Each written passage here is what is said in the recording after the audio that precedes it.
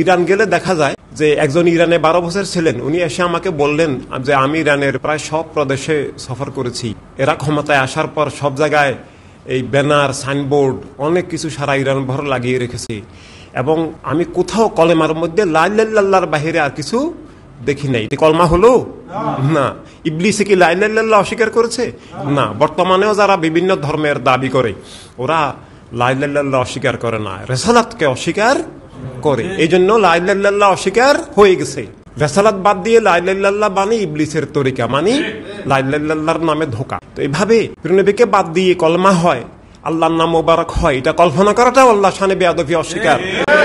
এটা আল্লাহর শানে ধৃষ্টতা, নিজেকে আল্লাহ দাবি করা, নফসকে আল্লাহ দাবি করা, ওই ইবলিসের তরিকা। আল্লাহর হতে হলে আল্লাহর হাবিবের হতে হবে, আল্লাহর হাবিবের হতে হলে আহলে বায়াতের হতে হবে। আহলে বায়াত কেন্দ্রিক যে ইসলাম সেটাই আসল ইসলাম। আহলে বায়াত কেন্দ্রিক যে আহলে সুন্নাত জামাত সেটাই আসল ইসলাম। আহলে বায়াতের দুশমনদের ধারা ইসলাম নয়। সৌদি ওয়াহাবিবাদরা কেবলাভূমি দখল করে ওরা এক ধরনের ইসলাম চালু করেছে না? করেছে। সেটা কি আসলে ইসলাম? না, ওয়াহাবিবাদ ইসলাম নয়। ইরানের শিয়াবাদীরা আরেক ধরনের ভুয়া ইসলাম কায়েম করেছে, এবং ওরা আহলে রাসূল সাল্লাল্লাহু সাল্লামের পবিত্র নামগুলোকেই প্রতারণার হাতিয়ার হিসেবে, ধোঁকার হাতিয়ার হিসেবে ব্যবহার করছে। ওরাও আহলে রাসূল সাল্লাল্লাহু সাল্লামের পথে নাই, শানে রাসূলাতে ওদের ঈমানি আকীদা নাই। ওয়াহাবিদের যেই রকম নবী রাসূলদেরকে এবং স্বয়ং আমাদের প্রিয় নবীকে ওয়াহাবিরা যেই আকীদায় দেখে, যেই দৃষ্টিতে দেখে, যেই ভাষায় কথা বলে, এই শিয়ারাও একই ভাষায় একই আকীদা রাখে। ওরাও আল্লাহ জাতে পাকের নূর হিসাবে প্রিয় নবীকে ঈমান রাখে না, এবং আরো অনেক কিছু। এবং সবচেয়ে খারাপ যে দুশমন, সবচেয়ে নিকৃষ্ট দুশমন, সেটা হলো মুনাফিক। অর্থাৎ উপরে ইসলাম, আহলে সুন্নাত এসব দাবি করবে, কাদেরিয়া, চিশতিয়া এসব দাবি করবে, কিন্তু বাস্তবে বিপরীত। এই ধারাটা শুরু হয় মুয়াবিয়া আলাইহি লানতের মাধ্যমে। তাদের একটা গ্রুপ চক্র ছিল, এই চক্রটাই প্রথম মুনাফিকি গ্রুপ। আব্দুল্লাহ ইবনে উবাইরা এগুলো শুরু করে, এবং দিন মিল্লাত মানবতার যত ক্ষতি হয়েছে সবচেয়ে বেশি ক্ষতি এদের মাধ্যমে হয়েছে। এবং এরাই এখন ইসলামের নাম, আহলে সুন্নাত জামাতের নাম, মযহাবগুলোর নাম, তরিকতগুলোর নাম দখল করে আছে। কেবলা ভূমিকেও এরা দখল করে আছে। অধিকাংশ মুসলমানও এদের দখলে যারা মুসলিম দাবি করে। এবং এর বাহিরে আরো দুইটা বাতিল আছে। এই বাতিল ফেরকা, এই মুনাফিকি ধারা, ইসলামের ছদ্মবেশী আহলে সুন্নাত জামাতের মুখোশধারী, এসব এই যে জঘন্য যে বাতিল, এই বাতিল ছাড়া পৃথিবীকে আরো দুইটা বাতিল নিয়ন্ত্রণ করে। একটা গায়রে দিনে বাতিলায় বিভিন্ন ধর্মের নামে কুফরি, খুনি, জালেমদের যে ধারা, মিথ্যার যে ধারা, সেখানেও কোটি কোটি মানুষ অন্ধকারে নিমজ্জিত। আর আরেকটা বাতিল আছে পৃথিবীতে, সেটা সব বাতিলের বাপমা, বাতিল ফেরকা এবং গায়রে দিন যেখান থেকে তৈরি, সেটার নাম বস্তুবাদী মতবাদ। সেটাকে মানুষ চিনতে পারে না সহজে। সেটা স্কুল, কলেজ, ইউনিভার্সিটিতেও সেটা সম্পর্কে পড়ানো হয় না, কিছুটা পড়ানো হয় মাদ্রাসাগুলোতেও, তাই তো এটাই মূল বাতিল, এটাই মূল বিষ। অথচ এটার মধ্যে পৃথিবীতে আল্লাহর ওলিরা ছাড়া, কিছু খাঁটি মুমিন ছাড়া সবাই নিমজ্জিত। ওয়াহাবিবাদ, সালাফিবাদ এগুলো বস্তুবাদ, এক একটা ইসলামের ছদ্মবেশী শাখা। ওয়াহাবি, সালাফি, শিয়া সবাই উপর ইসলামের নাম, কিন্তু এদের দৃষ্টিভঙ্গিটা বস্তুবাদী দৃষ্টিভঙ্গি। বস্তুবাদী দৃষ্টিভঙ্গি হচ্ছে যে জাহেরি দৃষ্টিভঙ্গি। জাহেরি ভাবে দেখতেছে, বলে যে আমাদের মতো মানুষ হিসাবে চিন্তা করলে, কল্পনা করলে কাফের হবে, কুফর হবে। আল্লাহ হাবিব সাল্লাল্লাহু সাল্লামকে জাহেরি ভাবে দেখলে, জাহেরি ভাবে চিন্তা করলে কাফের হবে, কুফরি হবে, ঈমান হবে না। এই জাহেরি ভাবে আবু জেহেলও দেখেছে। এখনো পৃথিবীতে সব কাফের জাহেরি ভাবেই দেখে, এবং জাহেরি ভাবে দেখেও ওরা ভালোই বলে। ওরা তো তখনও আলামিন বলতো, সাদেকুল আদুল আমিন বলতো। ওরাও প্রেরণবীর কাছে সব আমানত রাখতো। ভালো মানুষ, মহান মানুষ, উত্তম মানুষ, কল্যাণকারী মানুষ, শ্রেষ্ঠ মানুষ, এসব বললে ঈমান হবে না। ঈমান কেবল আল্লাহর নূর, আল্লাহর রাসূল, আল্লাহর নবী, আল্লাহর হাবিব, আল্লাহর মাহবুব, আল্লাহর প্রকাশ, আল্লাহর তাজাল্লি এবং আল্লাহকে পাওয়ার সেন্টার, কেন্দ্র, এভাবে ঈমান রাখতে হবে। জাহেরিভাবে দেখলে, এই জাহেরিভাবে দেখাই বস্তুবাদী দৃষ্টিভঙ্গি। এই বস্তুবাদী দৃষ্টিভঙ্গি নাস্তিকতা। ওরা আল্লাহকে দেখা না, এই জন্য আল্লাহকে অস্বীকার করে। এভাবে ওরা জন্ম, মৃত্যু এভাবে জাহেরিভাবে দেখে। ওরা বলে যে নবীরা তো মরে গেছে, কিন্তু আল্লাহ বলতেছেন বালা হিয়া, নবীদের গোলাম শহীদদের সম্পর্কে আল্লাহ বলতেছেন জীবিত। জাহেরিভাবে দেখাটা ঈমান নয়। ঈমান হাকিকতের উপর হয়, জাহেরের উপর ঈমান হয় না। আর এই হাকিকতকে আল্লাহ তাআলা বলেছেন ইউমিনুনা বিল গায়ব। গায়ব কোনটা? যেটা এলেমের ঊর্ধ্বে, আকল, জ্ঞান, হোশের ঊর্ধ্বে, চিন্তা কল্পনার ঊর্ধ্বে, সেটাই গায়েব। সব গায়েবের মূল গায়েব স্বয়ং আল্লাহ তাআলা নিজে। আর এই আল্লাহ তাআলা আল্লাহর হাবিব সাল্লাল্লাহু আলাইহি সাল্লামের সামনে হাজির, প্রমাণ কি? অনেক প্রমাণ। তার মধ্যে যেটা সবচেয়ে বড় প্রমাণ দুনিয়াতে আল্লাহ জাহির করেছেন সেটা হলো মেরাজ শরীফ। মেরাজ শরীফ দিদারে এলাহি, তাই না? আল্লাহ হাবিবের প্রত্যক্ষ দর্শন। এভাবে ফেরেশতারাও গায়েব, কিন্তু আল্লাহ তো গায়েব, থেকেও গায়েব।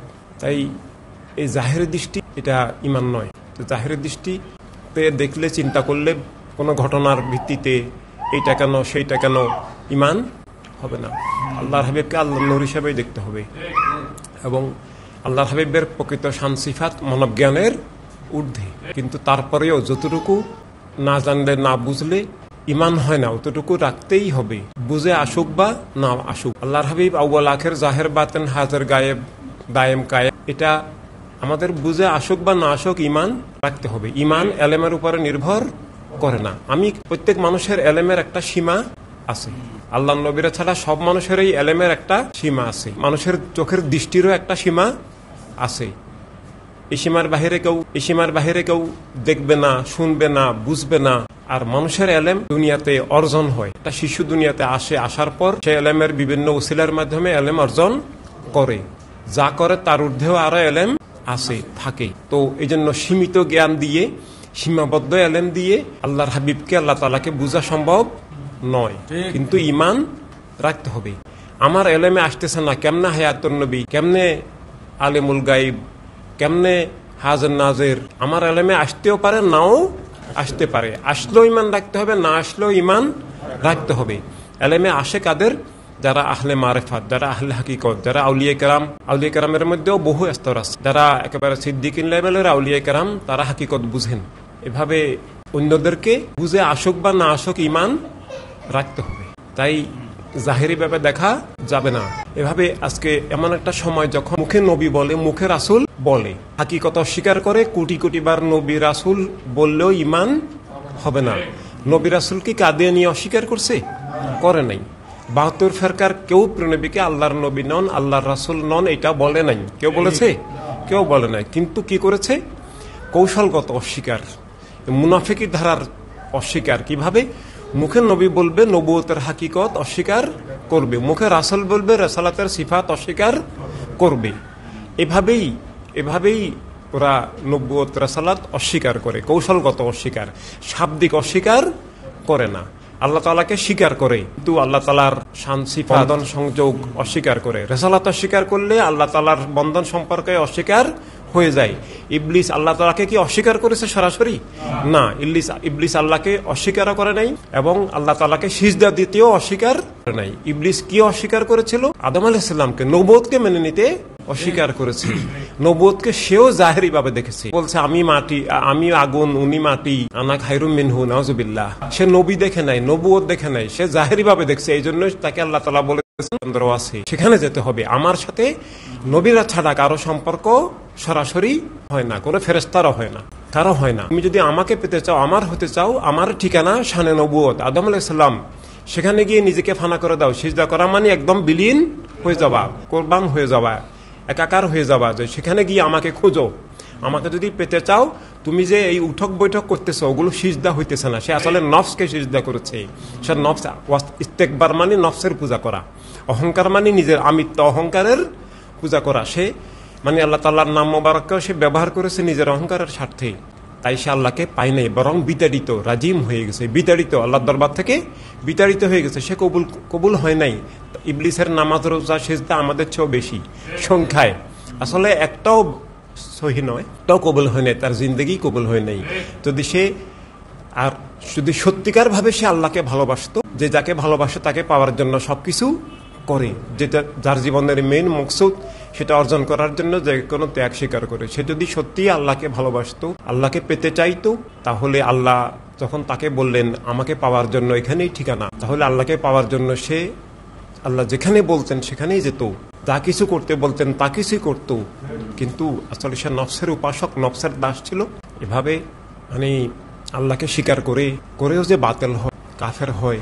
ইবলিস, আমরা যেসব বিষয়ের উপর মানুষ ঈমান রাখে, ইবলিস এইসব অনেক কিছু দেখে আসছে। ইবলিস ফেরেশতাদেরকে দেখে আসছে, বেহেশত দোজখ দেখে আসছে, আরো অনেক কিছু দেখে আসছে।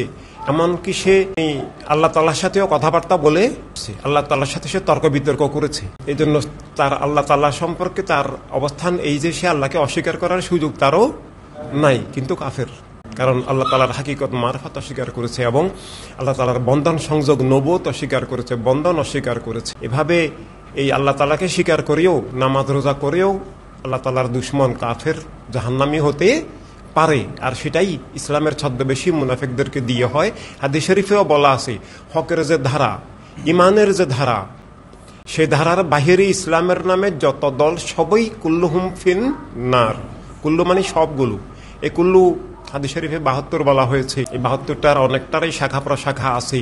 এখন হয়তো 72টা সবটা নাই, কিন্তু এই 72 বাতিল ফেরকা সবই ইসলামের নামে। সবাই কলমা পড়বে, কোরআন তেলাওয়াত করবে, কোরআন থেকে দলিল দিবে। কোরআন থেকে দলিল দিয়ে দিয়েও কাফের হইতে পারে। কাফেররা কুফরি কায়েম করার জন্য, ইমান ধ্বংস করার জন্য কোরআনে পাকে ব্যবহার করে, কোরআনে পাকের আয়াত শরীফগুলোকে ব্যবহার করেছে, সব যুগে করে। আল্লাহ তাআলা সেটা আগে ভাগেই আমাদেরকে, সমগ্র মিল্লাত মানবতাকে সতর্ক করেছেন যে আমি কোরআনুল কারীমের মধ্যে 2 রকমের আয়াত নাযিল করেছি, মুহকামাত এবং মুতাশাবিহাত। তোমরা মুতাশাবিহাত আয়াতের অনুসরণ করিও না। এগুলোর জাহরি অর্থ ইমান নয়, এগুলো দিয়ে আকীদা হবে না। এগুলো অনুসরণ করলে সে বাতিল হবে, কাফের হবে। ফাম্মাল্লাযিনা ফি কুলুবিহিম যায়গ, যাদের কলবের মধ্যে মুনাফিকি আছে, তারা এইসব আয়াতের জাহেরে অনুবাদ করে মানুষকে পথভ্রষ্ট করে, ইসলামকে বিকৃত করে, বলে যে কোরআনে পাকে বলছে। এভাবে কোরআনে পাকের মুতাশাবিহাত আয়াত দিয়ে ইমান আকীদা হয় না, ওগুলার অনুবাদেই নিষিদ্ধ। আর অনুবাদ করলে যে অনুবাদ করবে তার মনের কথা হবে, কোরআন হবে না, আল্লাহর বাণী হবে না। আল্লাহ নিজেই বলেছেন, ওমা ইয়ালামু তাওয়িলাহু ইল্লাল্লাহ, আল্লাহ হাবিব সাল্লাল্লাহু আলাইহি ওয়াসাল্লাম ছাড়া এগুলার অর্থ কেউ জানে না। আরবি ভাষা জানলে অনুবাদ করা যায়, কিন্তু সেটা কোরআন হবে না। তাই আমাদেরকে সতর্ক থাকতে হবে। কাফেররা কোরআনে পাক দিয়ে মানুষকে পথভ্রষ্ট করে। আল্লাহ তাআলাও বলেছেন, ইদিল্লু বিহি কাসীরাম ওয়া ইয়াহদি বিহি কাসীর, যে এই কোরআনে পাক পড়ে কাসীর অসংখ্য পথভ্রষ্ট হবে, কাফের শয়তান তৈরি হবে। আবার এই কোরআনে পাক পড়ে হেদায়েত প্রাপ্ত হবে, সেটার শর্ত আছে। সেটার শর্ত আল্লাহ তাআলা ইউমিনুনা বিল গায়বকে প্রথম শর্ত করেছেন। বস্তুবাদী চেতনার, বস্তুবাদী দৃষ্টিভঙ্গির ঊর্ধ্বে উঠতে হবে, আহলে বায়াতের গোলামিয়তের ধারায় থাকতে হবে। আল্লাহ হাবিব সাল্লাল্লাহু আলাইহি সাল্লাম ইসলামের নামে অনেক দল হবে বলেছেন, আমাদেরকে সতর্ক করেছেন, আমাদেরকে রক্ষার জন্য বলেছেন। ইসলামের নামে অনেক মুনাফিকি ধারা, বাতিল ধারা, কুফরি ধারা হবে। তবে কোনটা হক ধারা বললেন? যারা আমার আহলে বায়াতকে আঁকড়িয়ে ধরে থাকবে এবং কোরআনুল কারীম আর আহলে বায়াতকে আঁকড়িয়ে ধরবে। কোরআনে পাক বললেও হবে না যদি আহলে বায়াতকে বাদ দিয়ে। আহলে বায়াতেই কোরআনে পাকের প্রকৃত জীবন্ত রূপ, প্র্যাকটিক্যাল রূপ। আহলে বায়াত আর কোরআন আলাদা কিছু নয়। আহলে বায়াতের গোলামিয়তেই কোরআনে পাকের অনুসরণ, কোরআনে পাককে ধরে রাখা। যারা আহলে বায়াতকে ধরে রাখছে তারাই কোরআনে পাককে ধরে রাখছে।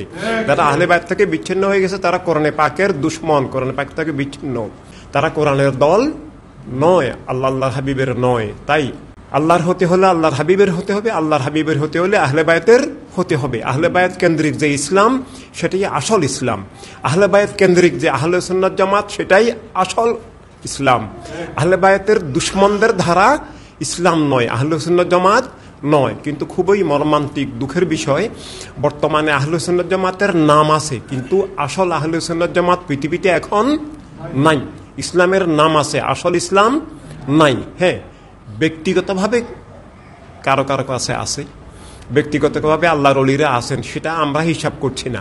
আমরা বাহিরে ইসলামের নামে, আহলে সুন্নাত জামাতের নামে যে ধারাগুলা মাদ্রাসায়, খানকায় বা শিক্ষা ব্যবস্থায়, রাষ্ট্র ব্যবস্থায় যেগুলো চলছে, ইসলামের নামে যেগুলো দৃশ্যমান প্রকাশিত, সেই ধারাগুলোকে আমরা যদি হিসাব করি, এখন কি আছে? সৌদি ওয়াহাবিবাদরা কেবলাভূমি দখল করে ওরা এক ধরনের ইসলাম চালু করেছে না? করেছে। সেটা কি আসলে ইসলাম? না, ওয়াহাবিবাদ ইসলাম নয়। ইরানের শিয়াবাদীরা আরেক ধরনের ভুয়া ইসলাম কায়েম করেছে এবং ওরা আহলে রাসূল সাল্লাল্লাহু আলাইহি সাল্লামের পবিত্র নামগুলোকেই প্রতারণার হাতিয়ার হিসেবে, ধোকার হাতিয়ার হিসেবে ব্যবহার করছে। ওরাও আহলে রাসূল সাল্লাল্লাহু আলাইহি সাল্লামের পথে নাই, শানে রাসূলাতে ওদের ঈমানি আকীদা নাই। ওয়াহাবিদের যেই রকম নবী রাসূলদেরকে এবং স্বয়ং আমাদের প্রিয়নবীকে ওয়াহাবিরা যেই আকীদায় দেখে, যেই দৃষ্টিতে দেখে, যেই ভাষায় কথা বলে, এই শিয়ারাও একই ভাষায়, একই আকীদা রাখে। ওরাও আল্লাহ জাতে পাকের নূর হিসাবে প্রিয়নবীকে ঈমান রাখে না, এবং আরো অনেক কিছু। এমনকি ইরান গেলে দেখা যায় যে একজন ইরানে 12 বছর ছিলেন, উনি এসে আমাকে বললেন যে আমি ইরানের প্রায় সব প্রদেশে সফর করেছি। এরা ক্ষমতায় আসার পর সব জায়গায় এই ব্যানার সাইনবোর্ড অনেক কিছু সারা ইরান ভর লাগিয়ে রেখেছে, এবং আমি কোথাও কলেমার মধ্যে লা ইলাহা ইল্লাল্লাহর বাহিরে আর কিছু দেখি নাই। এটা কলমা হলো না। ইবলিসে কি লা ইলাহা ইল্লাল্লাহ অস্বীকার করেছে? না। বর্তমানেও যারা বিভিন্ন ধর্মের দাবি করে ওরা লা ইলাহা ইল্লাল্লাহ অস্বীকার করে না, রিসালাতকে অস্বীকার করে। এই জন্য লা ইলাহা ইল্লাল্লাহ অস্বীকার হয়ে গেছে। রিসালাত বাদ দিয়ে লা ইলাহা ইল্লাল্লাহ মানে ইবলিসের তরিকা, মানে লা ইলাহা ইল্লাল্লাহর নামে ধোঁকা। তো এইভাবে প্রিয়নবীকে বাদ দিয়ে কলমা হয়, আল্লাহর নাম মোবারক হয়, এটা কল্পনা করাটাও আল্লাহ শানে বেয়াদবি, অস্বীকার। এটা আল্লাহ শানে ধৃষ্টতা, নিজেকে আল্লাহ দাবি করা, নফসকে আল্লাহ দাবি করা, ওই ইবলিসের তরিকা।